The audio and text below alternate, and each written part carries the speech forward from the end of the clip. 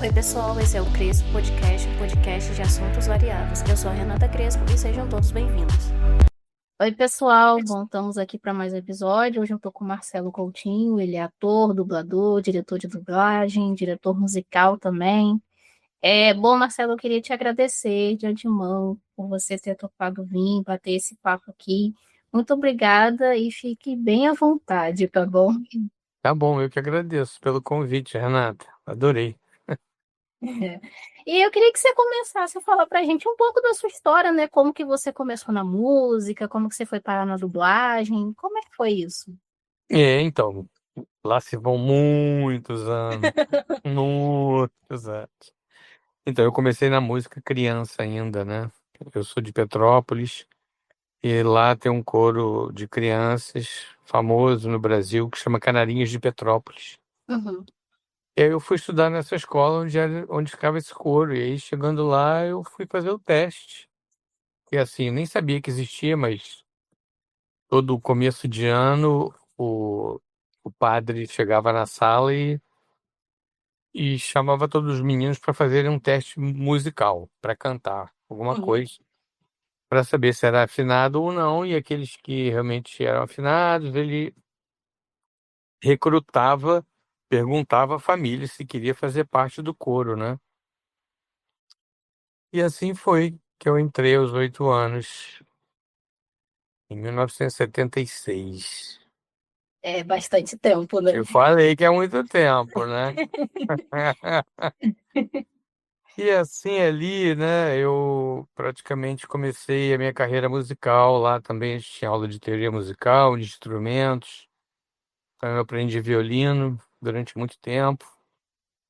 Era o meu instrumento, né? Uhum, Mas eu gostava mesmo de cantar. E quando chegou na época da faculdade, eu resolvi fazer vestibular para canto e não para violino, né?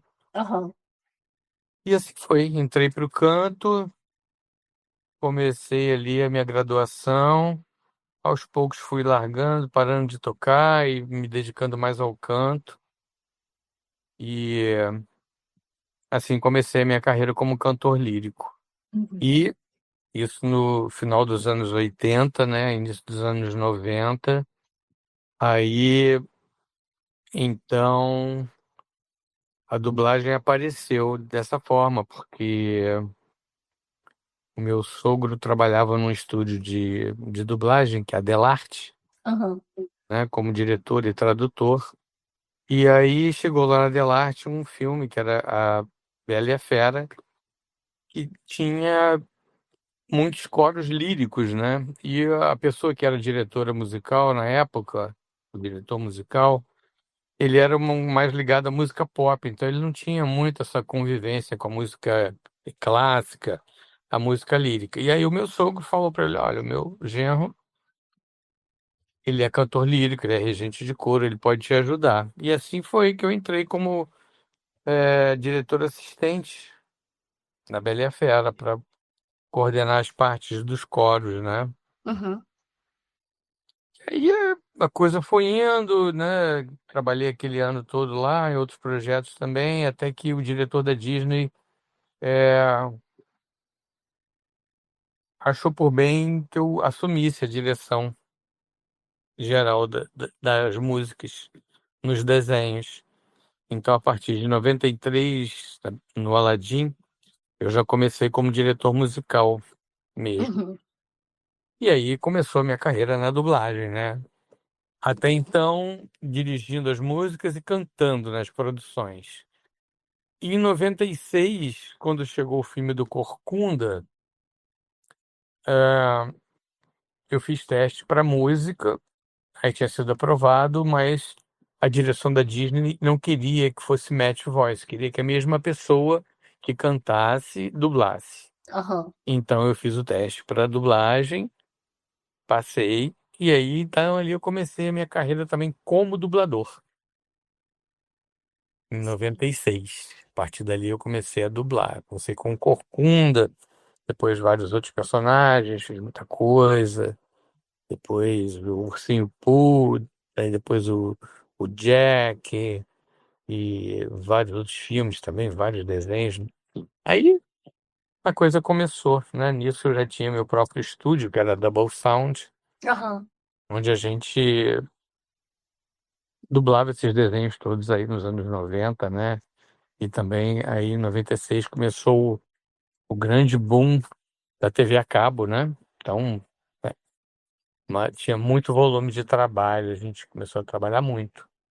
Sim, E, ao mesmo imagino. tempo, eu mantendo a minha carreira como cantor lírico também, não larguei meus concertos, né? Você ainda conciliava tudo isso, né? Eu fazia tudo Dublagem. isso aí, dublagem, música, canto, carreira, solo, enfim. E assim foi. A minha entrada na dublagem foi dessa maneira. Sim, você já até citou, né, o Corcunda de Notre Dame, alguns personagens. Você, falando assim um pouco de personagens, né? Você também fez toda a saga do Shrek, né? Que foi o do biscoito. Como é que foi fazer? E sim, foi legal pra caramba, né? Assim, era um personagem divertido, né? Engraçado, uma voz diferente, né? Uma voz de cabeça, uma voz de falsete. Uhum, E ele tinha um humor muito específico, assim, né? Um humor meio britânico, né? Aquela coisa meio ácida, né? uhum. E foi um sucesso, eu não sabia que ia fazer tanto sucesso. Ele não é um protagonista, assim, mas, assim, as pessoas têm um carinho muito grande por ele, por onde eu passo, e que as pessoas descobrem que eu sou o Homem Biscoito. Todo mundo pede pra eu fazer a voz, pra eu falar os diálogos. Muito legal, foi muito bacana, foi muito legal. Você fez teste para ele ou foi escalação direta? Eu fiz teste, eu Uhum. fiz teste, e aí passei, e fiquei super feliz. Ele aparece em todos, né? Sim, é todos os filmes do Shrek e outras coisas também, né? É verdade, é verdade. Ele tem toda uma saga de. Tem, tem. E sempre com aquele humorzinho dele, né? Ele é um sacana, né? Sim. E você também fez Mulan, né? Como é que foi fazer, né? Dublar esse filme? Então, Mulan, não me lembro, acho que eu não dublei ninguém, Renata, mas É, você foi. a direção musical é minha e também as canções, né? A tradução, Isso. a versão é minha. Ah, foi legal pra caramba, assim, né? Foi um desafio, né? As canções difíceis, né? Aquele storyboarding bem difícil, as rimas. Uhum, É um filme que tem muito close, né? Então você tem que ficar muito atento às bocas, né? Aquelas coisas todas, né? Boca redonda, boca mais horizontal. Então, às vezes, conseguia uma rima boa, mas não combinava com a imagem. Então, deu um trabalho assim. Mas é um filme que eu gosto muito, muito. uhum. As canções são super bonitas também. Só adoro Mulan. É Ah, bem legal. É bem legal, muito né? A bom. história é boa, o roteiro é muito bom. Então, assim, foi meu desafio como versionista, né? Uhum, Eu já tinha feito algumas coisas, mas para televisão, para cinema foi o meu primeiro, porque aí depois eu fiz também O Príncipe do Egito. As canções também são minhas. uhum. Também foi um outro desafio muito grande. Muito grande porque era uma história bíblica, né? Você tinha que estar muito dentro da realidade, né? E eles eram muito exigentes com essa fidelidade do inglês, né? Então é muito difícil você conseguir manter a mesma ideia, né? Sem sair muito, né? Uhum. Porque às vezes o versionista, né? Ele tem um pouco dessa liberdade de trabalhar em cima das rimas, mas não tão em cima do que está dizendo em inglês, Sim. né? Que também é difícil, tá? Eu acho que é um trabalho bem difícil. Você conseguir manter a ideia, mas sair fora do, do inglês, né? Enfim. Mas eu já tenho uma outra maneira de escrever. Eu gosto de ficar em cima do original e buscar a melhor forma possível de fazer a versão. Você está falando, né, questão de direção musical. Eu queria que você contasse um pouco como é que funciona, né? Como que é o processo de para se fazer uma direção musical, né? Então, hoje em dia está bem diferente, hoje em dia é tudo muito mais rápido, né? Muito mais sigiloso também. Mas Uhum. naquela época você tinha um certo tempo, você recebia as músicas com quase 3 meses de antecedência, então você tinha um tempo de ouvir, de, de realmente trabalhar em cima daquelas músicas, né? Para quando fosse para o estúdio para gravar, você já estava praticamente com tudo definido. Uhum. Hoje em dia já não é tão assim. Hoje em dia, às vezes tem a preliminar um, preliminar 2, preliminar 3. Então você vai trabalhando em cima de um. Aí quando o filme chega, mudou, tem cortes de cena, já não é mais a mesma coisa. E aí aquela coisa sigilosa, porque naquela época a gente podia, é, fazer as versões, a música ficava pronta, né? Eu estudava as músicas, aquela concepção, quem vou chamar, teste de voz, e a partir do momento que as pessoas iam sendo aprovadas, você podia dar a música para a pessoa aprender antes dela ir para o estúdio. Aham. Hoje em dia é impossível de você fazer isso. Gente, mas como, assim, só uma curiosidade, como é que a pessoa consegue decorar uma música em tão pouco tempo, né? Eu fico imaginando que. Pois é, né? Por isso que eu te falei, o processo hoje em dia ele é diferente de gravação. Antigamente, né, a pessoa chegava lá com a música sabida, então você dava um take direto e depois você fazia outros para melhorar aqui, melhorar ali, né? Acertar uma coisa ou outra. Mas o cantor, ele tinha aquela concepção inteira da música, né? Hum. Ele já estava cansado de ouvir, então ele sabia bem. Hoje em dia, não. Você vai no estúdio, então o cara marca lá umas 2 horas de estúdio para você e você vai aprendendo frase por frase. Aprendeu aquela frase, grava. Aprendeu a outra, grava. Aprendeu a outra, grava pedacinho por pedacinho. É como é feita a dublagem, né? Aham. Pedacinho por pedacinho. Mas a música não, a música antigamente, né? O cantor já sabia a música. E aí tem aquelas vertentes que, era melhor, porque você tinha uma concepção inteira de interpretação. Hoje em dia é tudo muito picotado. Enfim, fica essa história aí no ar, né? Será que quem ouve está sabendo que foi picotado ou não, ou não interfere, né? Então vai muito do gosto, né? Tem gente que. Na sua opinião, o que que você acha, assim?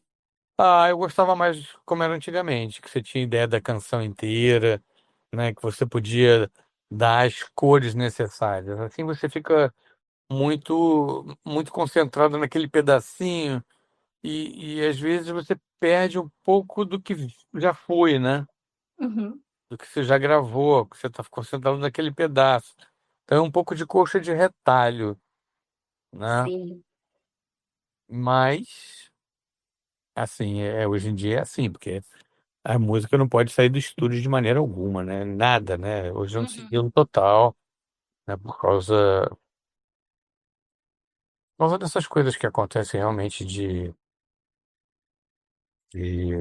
pirataria, né? Uhum. Sim. E aí eu queria que você falasse também um pouco, Marcelo, qual é a diferença de, de uma direção musical para uma produção musical? A direção musical é o ato em si, né, da gravação daquilo ali, né? É o momento de realizar. A direção musical é isso. Você está no estúdio, você está lá com um artista, ele está lá cantando e você está dirigindo ele ali, né? As coisas que ele tem que fazer, qual o caminho a seguir, né? Tá ali orientando ele. A produção musical envolve todo o que está acontecendo antes também, né? Desde a chegada do texto até as partituras, até as músicas, né? É, como você vai organizar isso, quantos dias de gravação, quem você vai chamar. Essa é a produção musical, né? É o Uhum. todo, é o todo. A direção musical está específica na hora do estúdio, na hora Na da parte gravação. final ali, né? Na gravação, é. É, é o momento da coisa acontecer, Sim. né? Então, E esse, essa é a diferença. esse processo todo, ele tem mudança quando você vai fazer um teatro, ou algo para TV, ou algum show? Como é que funciona isso? Eu acho que a mudança é exatamente isso, depende do veículo, né? Cada veículo tem a sua especificidade. Quando você está no teatro, né? Você vai fazendo teatro, uma coisa dessa no teatro, o teatro trabalha com 3 meses de antecedência, ensaios diários, Hum, né? É aquela coisa realmente 8 horas por dia em cima daquilo, né? Quando você vai para dublagem, por exemplo, é isso, é na hora, são 2 horas ali para você gravar aquela pessoa, né? Então sim. você escala 3 dias para fazer todo mundo, Meu né? Deus. Então é isso aí. E televisão também, é uma televisão, também é essa correria, né? Televisão é isso aí também. Então, de todos, o teatro é que te dá mais tempo de você ficar em cima da obra, né? Uhum. Você se organizar mais também, né? Exatamente, exatamente. Você É, faz teatro, né, ô Marcelo? Ou não? ela eu já fiz, mas eu não faço mais hoje não, assim, a não ser quando eu vou cantar ópera, né? Aham. Quando eu tô cantando ópera, aí sim. Como ano passado, eu fiz Ilda Furacão,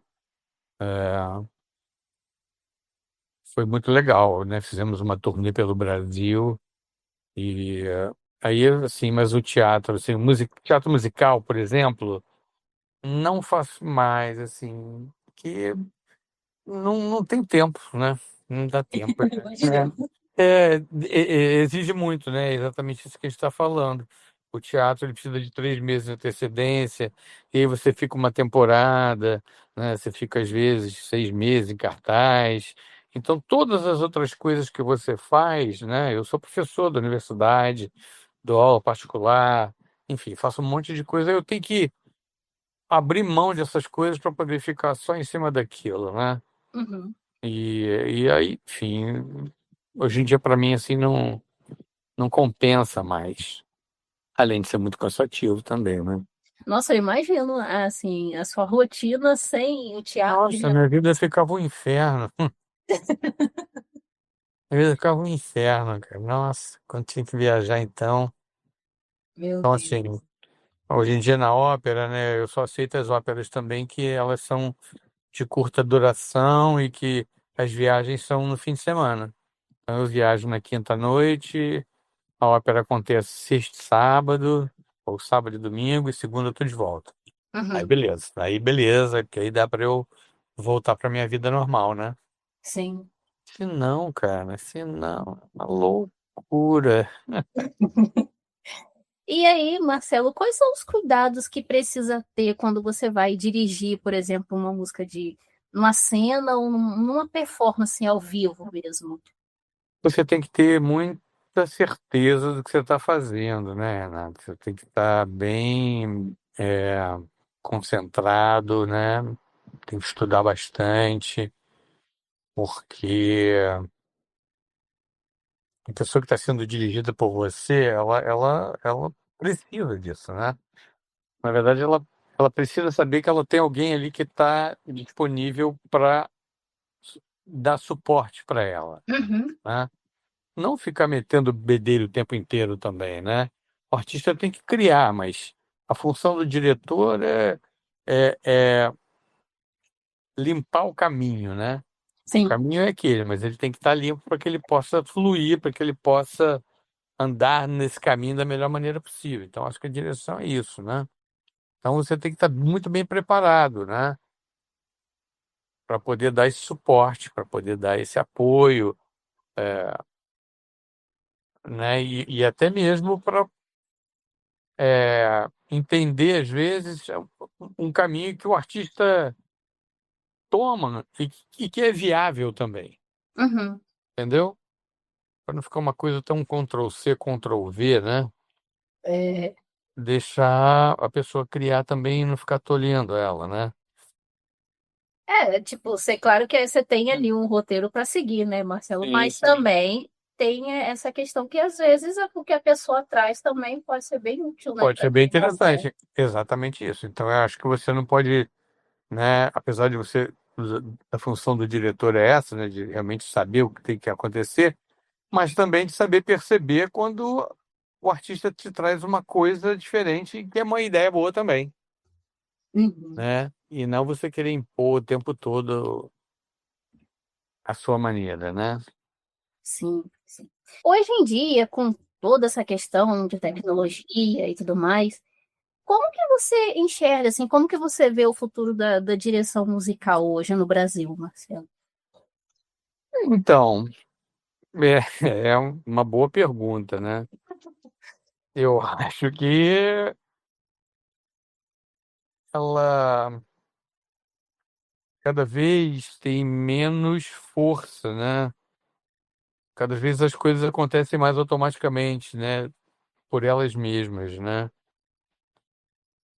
Uhum, E aí entra uma questão também financeira, né? De custos, né? Até quando que é importante você ter um diretor, ou até quando que não é? Será que precisa? Será que não precisa? uhum. Né? Então, é, o IA, né? Vamos ver onde é que essas coisas aí vão chegar e até quando que as pessoas que estão lá em cima no poder, né? Uhum. Vão permitir que a gente continue ainda fazendo o nosso trabalho, né? Porque eu acho que faz a diferença. Trabalho humano é sempre outra coisa, né? Mas hoje em dia existem muitas ferramentas que são automatizadas, que se a pessoa chegar lá e cantar tudo desafinado, você aperta um botão, tá tudo afinado, tá tudo isso, tá tudo aquilo, né? Então, existe isso, óbvio que existe, né? Mas acho que ainda o dedo humano é muito importante, né? É, Mas todo aquele, acho que hum, também todo aquele olhar humano, né? todo Tipo, olhar humano, exatamente. saber Exatamente. como é que funciona, porque você só apertar o botão ali também É, são assuntos complicados, né? são Tipo, complicados, é. E hoje em dia vai tudo muito em cima do custo, sabe, Renata? Todo uhum, mundo quer diminuir os custos, né? E como é que você diminui o custo? Diminuindo pessoas. uhum. Infelizmente, É, né? diminuindo pessoas. Como é que você diminui pessoas? Vendo quem não é necessário, o que não é tão necessário, ou é necessário, mas pode ser sem, entendeu? Então, a gente lida com isso aí hoje em dia, né? Você, assim, acha, Marcelo, que, ou, assim, essa questão de musicais, né? Como o filme, a Disney tinha muitos musicais e tudo mais antigamente. Você acha que isso deu uma diminuída, assim, hoje em dia? Ah, deu sim. Deu sim. E eu vou te falar que é por causa de uma questão de custo mesmo, tá? Uhum, É, hoje em dia eles investem muito mais no roteiro, numa história mais falada, mais dinâmica, nem tão falada, né? Diálogos curtos, mas intensos, né? E a música. Porque antigamente a música era um storyboarding, né? Ela contava a história do desenho, né? aham, Hoje em dia até tem música, mas ela não tem mais essa responsabilidade, assim, né? Mas eles sabem que isso fez um grande sucesso, né? Que isso tinha um peso muito grande, tanto que eles fizeram vários live actions desses desenhos todos aí, né? uhum. Mas repetindo as músicas, então os direitos já estavam pagos, né? Já estava tudo traduzido, então num nível global mais barato do que quando foi feito lá. Fizendo, se fosse feito do zero, né? Exatamente.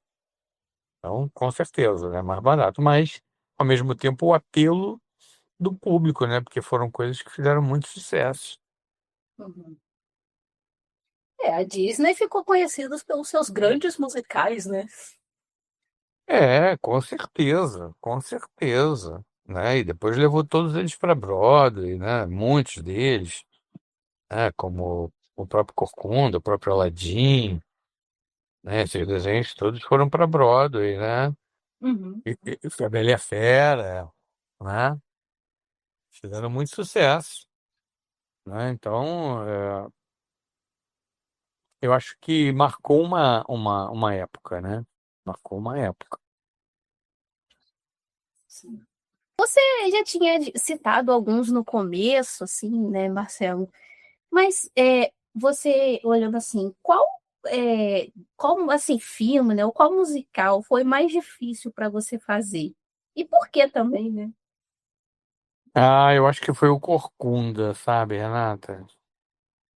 Primeiro pela complexidade do filme, né, do roteiro, né, aquela história lá, uma história bem triste, né?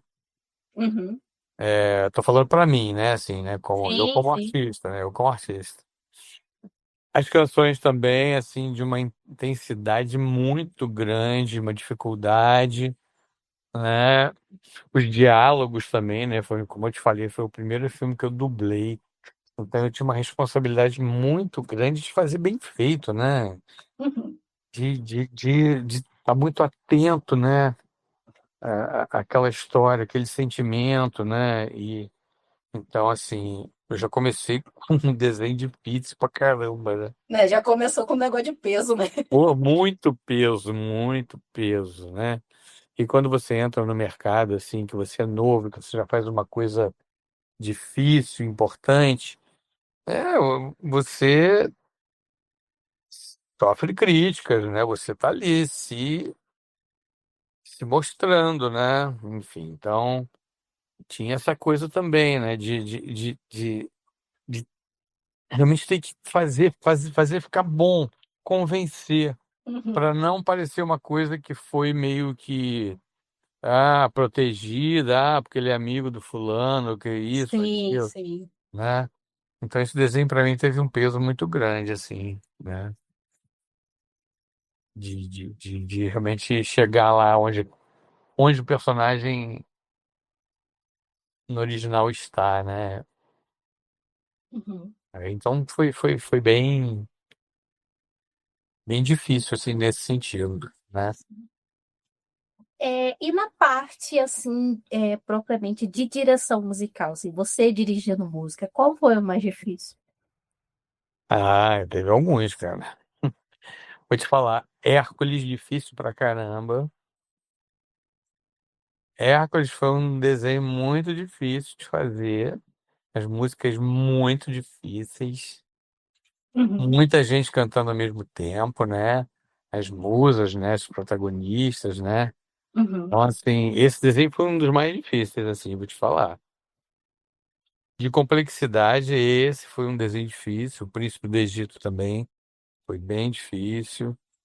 Filme que exigiu muito do coro, exigiu muito de todo mundo, né?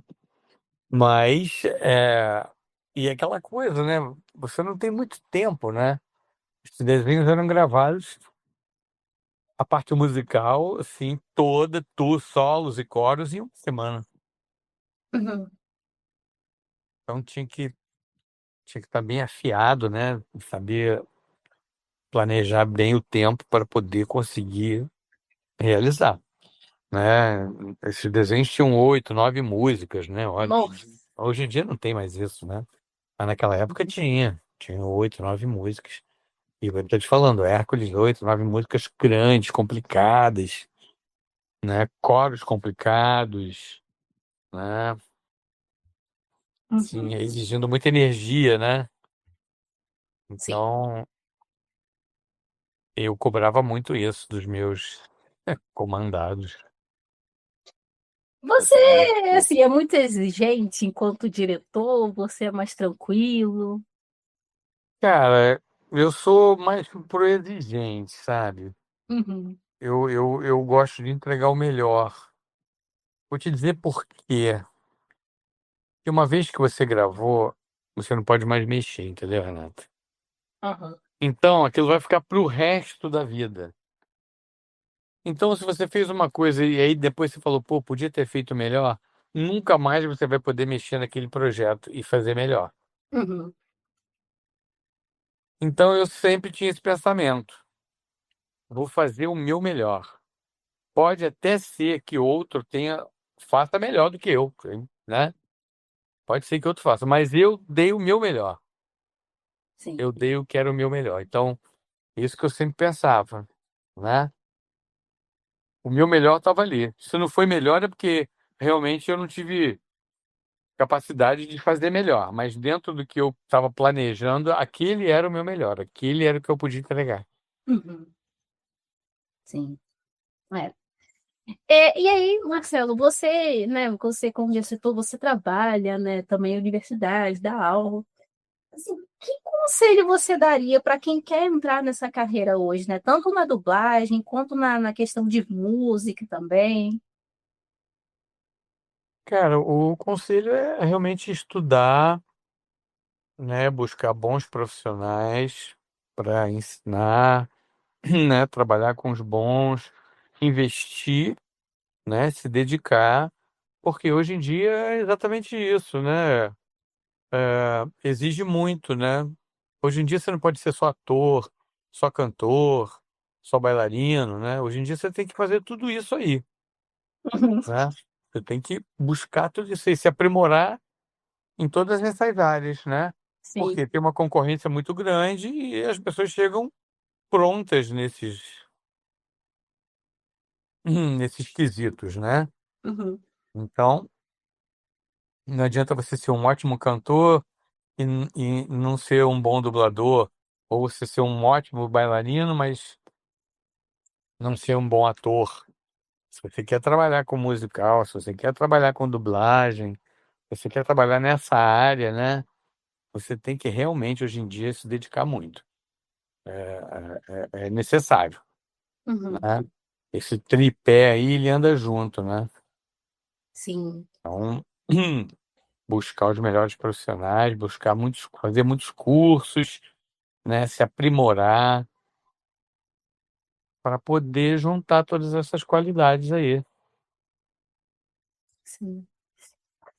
Bom, Marcelo, a gente está, né, chegando ao final aqui desse nosso papo, um papo mais Que rápido. pena. Não, mas que isso, você está super convidado, tá, para voltar. Opa! A gente, a gente marca uma outra parte aí, tá, sem problema, você está super convidado. Obrigadíssimo. E eu queria, assim, deixar um espaço para você, né, se despedir do pessoal, é, divulgar também, se você quiser, suas redes sociais, pode ficar à vontade, tá bom? Beleza.